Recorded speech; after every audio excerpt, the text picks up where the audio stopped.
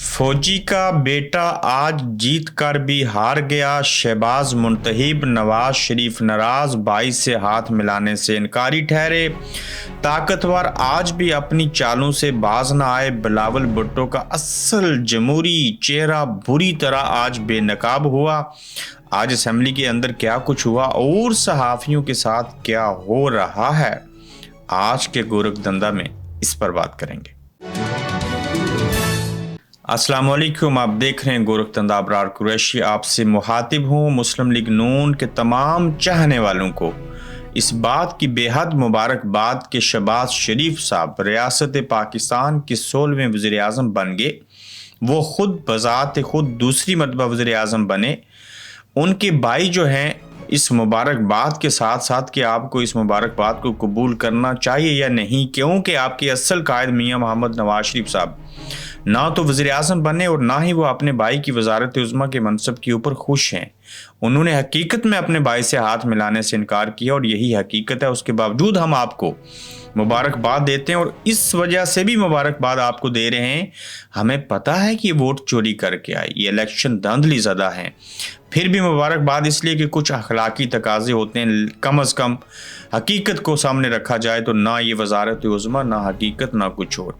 इस वीडियो का बगौर देखिए और इसको स्लो मोशन में करके देखता हूँ। मैं आपको दिखाता हूँ पीछे कि शहबाज शरीफ साहब ने सलाम देने की कोशिश की। मियाँ साहब ने ना सिर्फ हाथ आगे जो था उसको वहीं पे रखा बल्कि पीछे हटा लिया। शहबाज शरीफ साहब का चेहरा फिर देखिए कि वाज़िया तौर के ऊपर, ये कोई वीडियो एडिटेड नहीं है, हम कोई बहरे, गूंगे और अंधे नहीं हैं। वाज़िया तौर के ऊपर नज़र आ रहा है कि मियाँ साहब को आज लग रहा है मैं वज़ीर-ए-आज़म क्यों ना बना, शहबाज शरीफ क्यों बन गया, शहबाज को दोबारा एक्सटेंशन क्यों मिली, मुझे कब मिलेगी, मेरा ख्वाब कब पूरा होगा।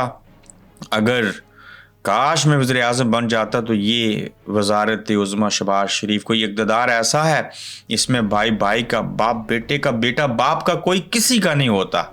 तो मियाँ साहब हम सोचते थे इन्होंने कुर्बानी दी है भाई बेटी के लिए और ये सारी चीज़ें हुई हैं, लेकिन आज साबित हो गया कि मियाँ साहब बड़ी मुश्किल से वहाँ बैठे थे। कोई स्माइल नहीं, कोई कुछ नहीं, परेशान प्लस परेशान, इक्वल टू परेशानी के आलम में थे। बहरहाल अल्लाह ताला इस हुकूमत को आगे लेके बढ़े, हमारी दुआएं हैं, लेकिन हालात ऐसे लग नहीं रहे। नवाज शरीफ सारे अमल के दौरान शदीद अफसरदगी का शिकार रहे, हत्ता कि एक जगह शहबाज शरीफ से हाथ ना मिलाया और मरियम साहिबा भी वहाँ मौजूद थी। फिर क्या हुआ कि 201 वोट लिए शहबाज शरीफ साहब ने और रियासत के वज़ीर-ए-आज़म बने और उमर अयूब ने 92 वोट लिए। और इस तरह से एक फ़ौजी का पोता और बेटा जो था उमर अयूब, जनरल अयूब खान का पोता, गोयर अयूब का बेटा उमर अयूब 92 वोट लेकर हार गया और इमरान खान साहब की उम्मीदवार थे, लेकिन उमर अयूब हार कर भी जीते हुए हैं, ये सबको पता है। शहबाज शरीफ जीत कर वज़ीर-ए-आज़म बन कर भी हारे हुए हैं, ये भी सबको पता है। तो फिर आपको मज़ीद क्यों कोई चीज़ बताएं।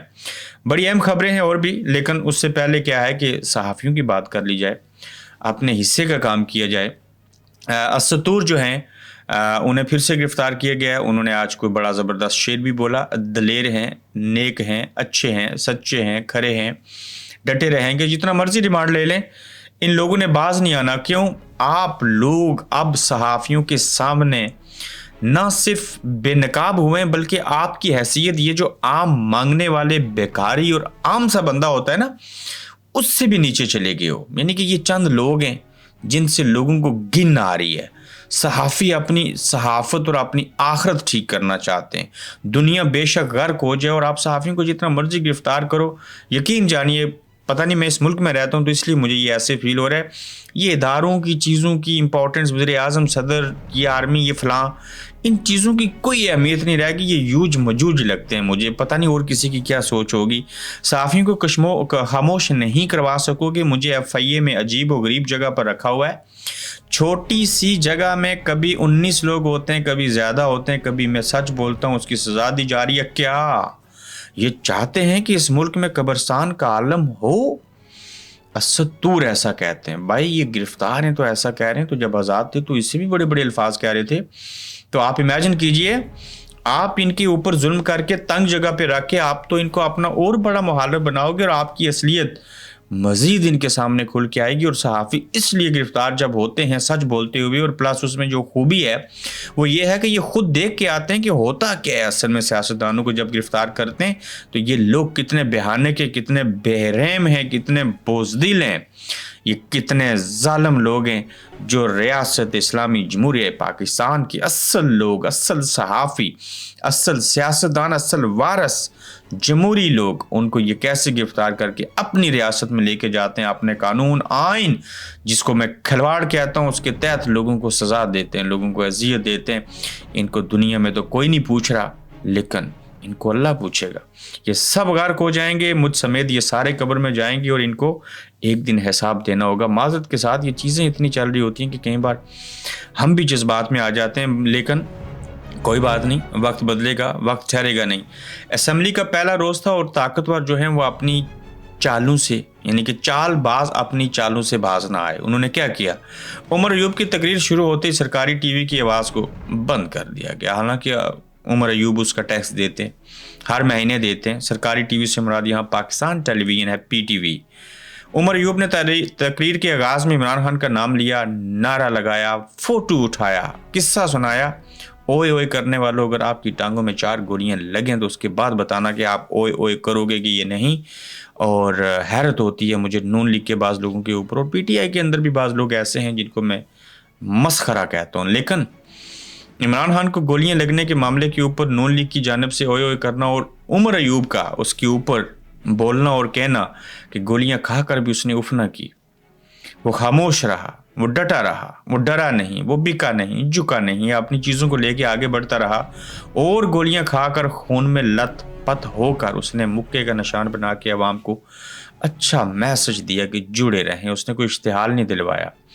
गोलियां मारने का मकसद ये भी था कि लोग बाहर निकलें, गिराव जलाव करें, सारी चीज़ें करें, तहस नहस कर दें। लेकिन उस शख्स ने सिर्फ कहा, ये आर्मी का जो ऑफिसर है, फलां जो लोग हैं वो स्टेप डाउन हों, उनके ऊपर FIR होनी चाहिए, उन्हें गिरफ्तार करना चाहिए, उनसे तहकीकात होनी चाहिए।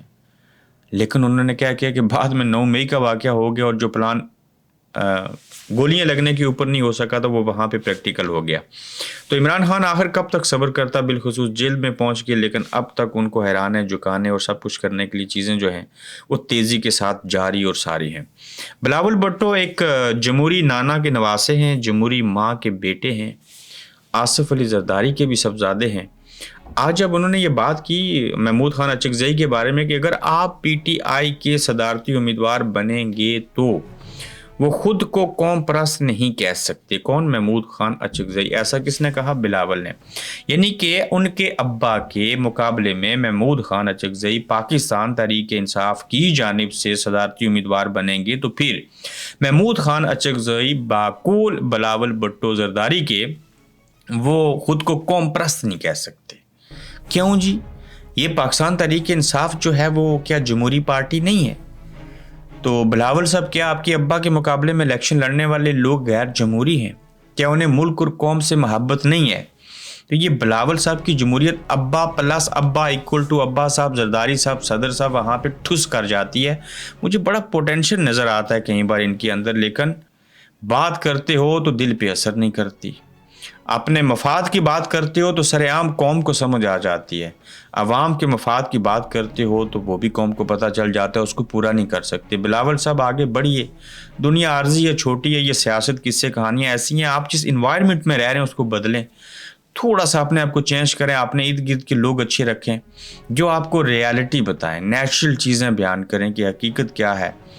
और जब तक आप उस इन्वायरमेंट से बाहर नहीं निकलेंगे तो फिर आप बादशाहों वाले सिस्टम में रहेंगे, तो फिर आप अब्बा का दिफा करेंगे और दूसरों को कहेंगे कि आपका PTI की तरफ से उम्मीदवार होने के बाद शक पड़ गया कि आप कौम परस्त जो है अपने आप को नहीं कह सकते। ये आज का गोरख धंधा था। अपना ख्याल रखिएगा, जल्द इंशाल्लाह आपसे मिलेंगे और YouTube चैनल को सब्सक्राइब कीजिएगा, ये आपसे गुजारिश है। आप देख रहे हैं गोरख धंधा अब्रार कुरैशी के साथ।